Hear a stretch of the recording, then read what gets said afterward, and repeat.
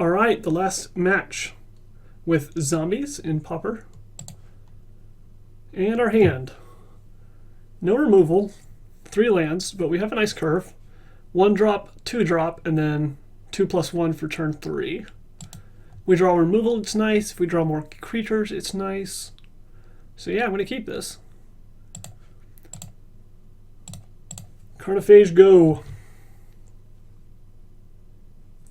Alright, looks like we're battling versus Affinity.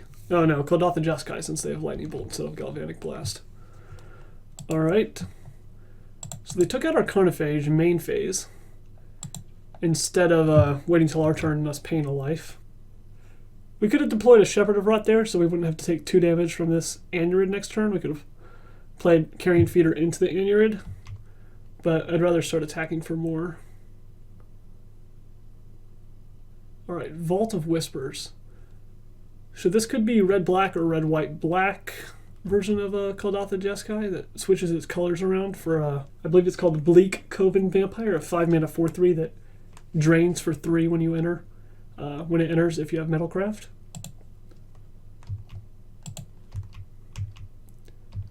Sort of like a Grey Merchant that doesn't require Devotion. Alright, so I'm going to go with the faster plan of holding off on the Shadow of Rot and instead playing the Sangrophage. We also have our Carrion Feeder, so we can get free counters if they try to take out one of our 3/3s instead of the Carrion Feeder itself. So we've got a very good start here despite having our first creature hit with a Lightning Bolt. Alright, Galvanic Blast, taking down the Carrion Feeder, okay. And they pass. We're going to pay life, bash them down to 11, and then either deploy Shepherd of Rot or potentially Ghoulcaller's Chant back to 1 drops. Alright, we drew a land. So yeah, let's get full value here. Let's get our 2 zombies. And then we can play 3 things. Or we can play 3 mana worth of things. I would like to get Carnophage down since it attacks so well, but I also want to get value if they try to remove our creatures, so I'm going to play Carrion Feeder. And then Shepherd of Rot can probably win the game next turn, right? 7 damage plus Drain for 4, so yeah, I'll play that instead of the Carnophage.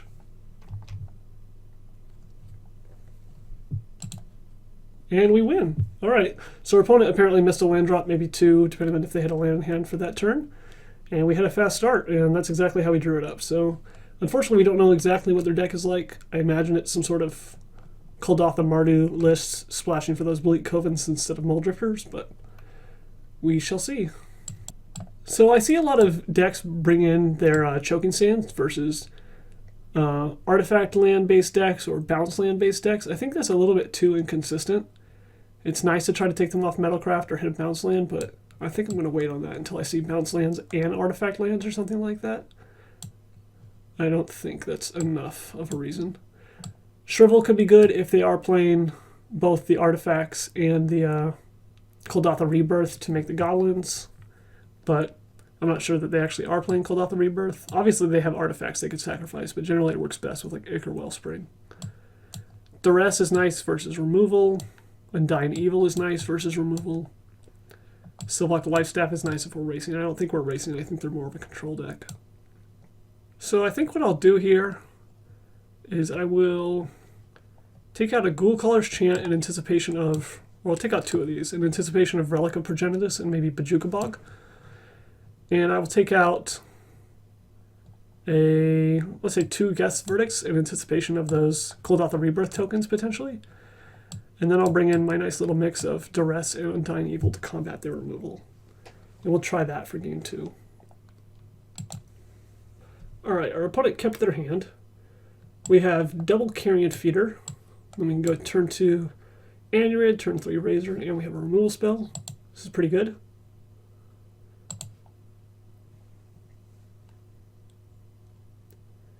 Blue. Preordain. Well, now I'm really confused. There's some sort of Grixis control list. Alright, Preordain goes bottom top. Play out our feeder and pass.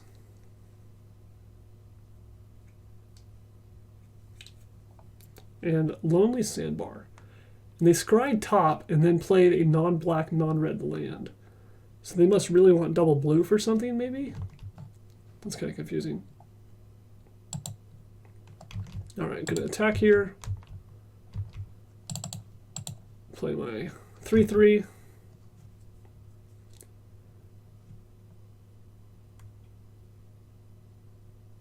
Spreading Seas are swamp, okay.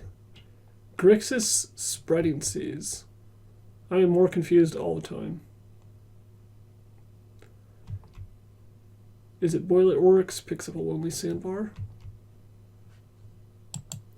Alright, so we are now getting to the point where I might consider bringing in my land destruction, since they're 3-color and they have mouse lands.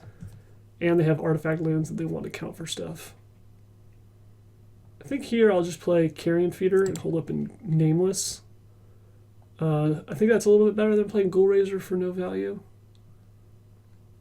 I could also sacrifice the 3/3, the Anurid, and then play Ghoul Raiser and not have to lose a life to the Anurid trigger.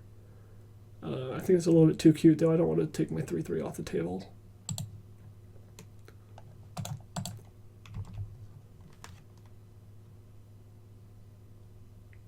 Ichor Wellspring. Okay, so it looks like they are going to have those Koldath Rebirth that we were worried about. And our hand is not great versus those right now. Crack the Earth. Okay. Well,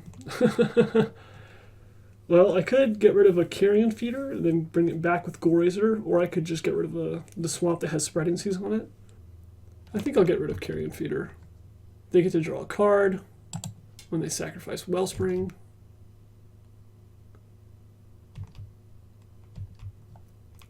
Alright. Bash you. Play my Ghoul Raiser.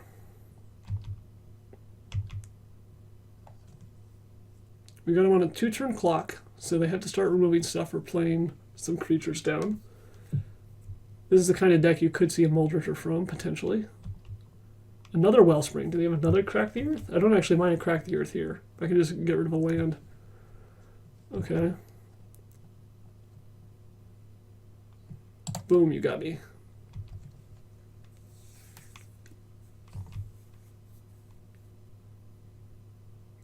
Lightning Bolt are 3/3, okay. That's going to slow down our clock significantly. Now they're on a 3-turn clock instead of a 2-turn clock.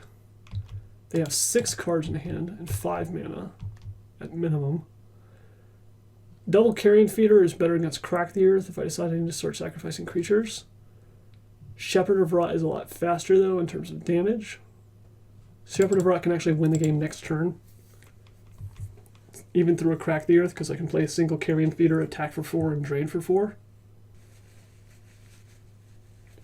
Alright, Lonely Sandbar cycled, so they're looking for something to do.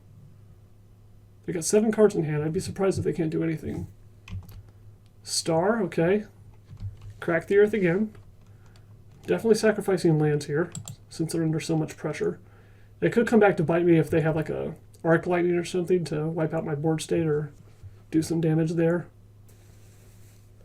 Galvanic Blast. Okay, do they have Metalcraft online? They don't. So I could sacrifice the Ghoul Raiser and then have a 3/3 instead of a 2/2. Okay. I'll fall for that trick if they have additional burn or something like that. And they blast it again in response, okay? Alright, so now they're on a lousy 8-turn clock. Vidalcan Sertark. Tap target artifact, creature, or land. Alright. They have 2 cards in hand, so they probably won't have Metalcraft next turn. Boop. Boop. I don't mind them having a Vidalcan online if they somehow can get Metalcraft. If they can get Metalcraft, that probably means they're playing like an artifact land and then an artifact or something, which doesn't even interact that well with us. So I don't feel compelled to use a removal spell yet. I'm going to do that, and Shepherd right now, main phase, before they can remove something in response. And I would say we're in a pretty good position to win this game, except I have no idea what kind of cards our opponent is packing. We can beat a Galvanic Blast. We can beat a Crack the Earth. They want to raise us, okay. They have one card left, and they do not have Metalcraft.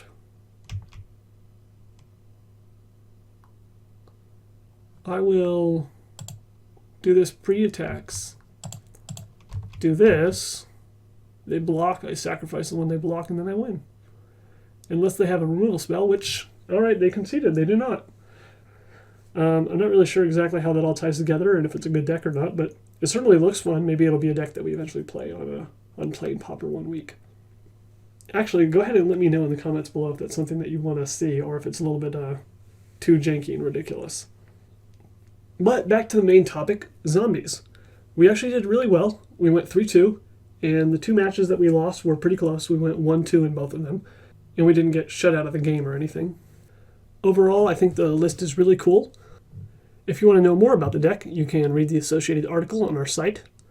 If you enjoyed the video, make sure you subscribe to our channel if you haven't already, so you make sure you don't miss any of our series getting published. And if you want to contact me, don't forget the instructions for submitting a deck are in the intro video, or you can just leave a comment below. Thanks for joining us on our zombie apocalypse. Hope to see you next time.